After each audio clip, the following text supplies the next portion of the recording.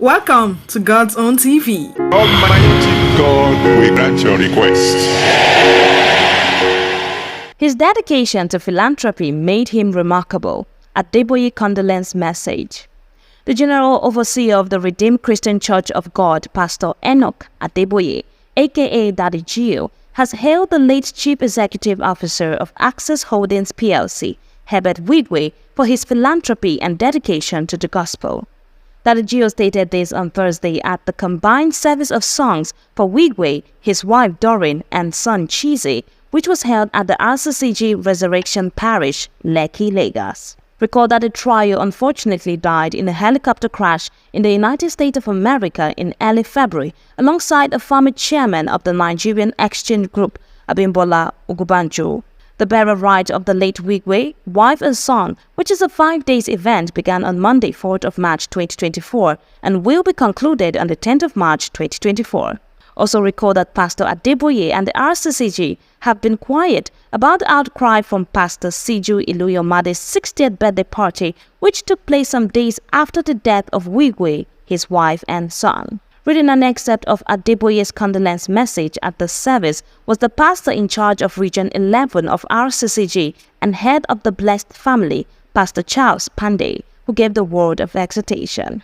According to Adeboye in the condolence message, he noted that Herbert Wigwe was a remarkable individual because of his passion for education, philanthropy, love for art, and also the things of God. Furthermore, he sympathized with his family members, adding that the late Wigwe would be greatly missed and his legacy would never be forgotten.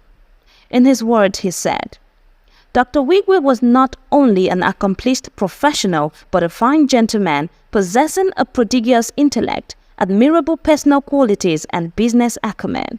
His dedication to philanthropy, nation building, advocacy for children's literacy, and love for the art made him a remarkable individual.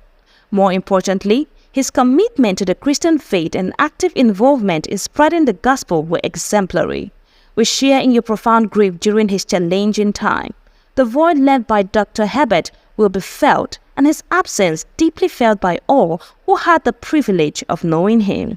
Also, paying tribute to the late Wigwe was the immediate past Vice President of Nigeria, Professor Yemi Osibanjo, who recalled that Wigwe never asked him for a favor throughout his 8 years in office. He said, I have known him for many years. I'm not even sure how many years. While I was in office for the entire 8, Herbert called me practically every other month just to say, how are you doing? Never asking for a favor. But 2 months before I left office, he called me and said he needed to see me. So I thought he must have had some issue and he came with a notebook. I was very surprised because Herbert never comes with a notebook, and he said that he wanted to know what my plans were after I left office. I laughed over it and he insisted and took note very diligently of everything that I said I wanted to do. Thereafter, he visited me no less than 3 times before I left office. He went on to extol the virtue of the late tycoon, describing him as a great person who valued friendship.